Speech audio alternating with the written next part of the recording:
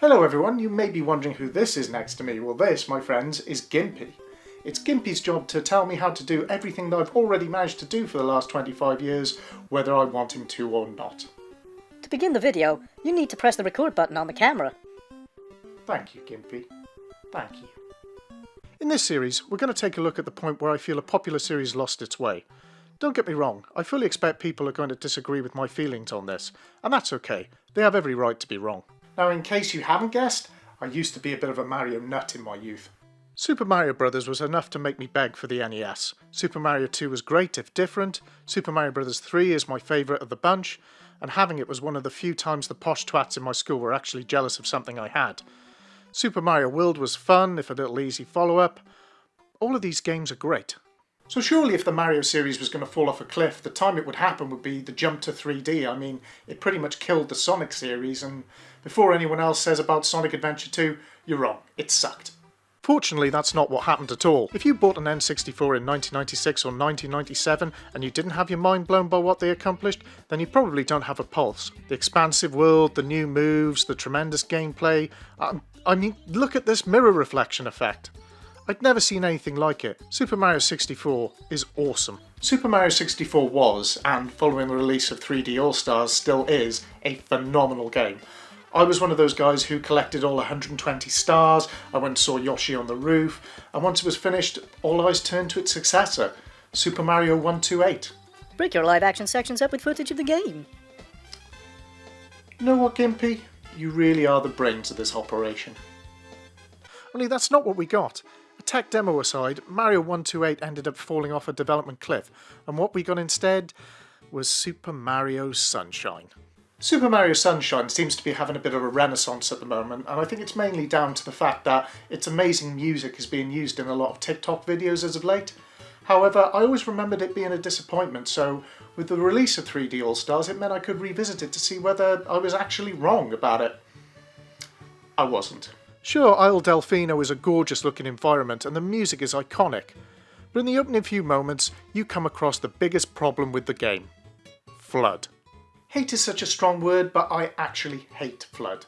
And the reason I hate it is not because he's one of those irritating guide characters with a stupid voice, it's because what his mechanic actually brings to the game. And the problem's not the three special moves he performs, which are Hover, Rocket and Speedrunner, though I'm not a fan of those either. It's more the requirement of fighting bosses and clearing off graffiti by using it as a glorified hose that's the problem. It didn't control well on the GameCube, it doesn't control well on the Switch, and to be brutally honest, it's boring and it slows the game down. Every once in a while you enter a level where the evil Dark Mario steals Flood, and guess what? It's great! I actually feel like I'm playing a Mario game again. Super Mario Sunshine represents to me what would happen to the Mario series as a whole. A one-level gimmick rolled out into an entire game for no apparent reason. And because it ushers in the era of pointless gimmicks in Mario games, it's probably my second least favourite game of all time behind Final Fantasy XIII. Let's be clear, Super Mario Galaxy on the Wii, once I adapted to the game style, it's a great game, no doubt. Super Mario 3D World on the Wii U, however, just felt like a massive step backwards in comparison to Mario 64. Super Mario Odyssey, which I thought was going to be my Mario 128, again was packed full of gimmicks. A living hat, travelling down electrical lines, this weird level where I'm kind of in some real world and turning into a dinosaur because that's cool, I guess. And here's where you realise the real problem with Super Mario Sunshine and Super Mario Odyssey. Mario, aka you, is not the hero. He merely carries the hero. Imagine if Gimpy was in Super Mario 3 like Flood or Cappy. Every time you move between a world, he'd pop up with such mind-blowing advice as press A to jump, which you would have had to done to get that far anyway. Once you're in the game, you have to carry Gimpy like he's some kind of baby Jesus. If you come across an enemy, don't think you actually need to engage him. Merely chuck Gimpy in his direction, he'll just kick him off the screen. Or better yet, why doesn't Mario just stay at home and drink tea and let Gimpy rescue the princess? I mean, how's Mario forgotten how to punch? He managed to do it in Super Mario 64 all those years ago. Does he have Alzheimer's disease?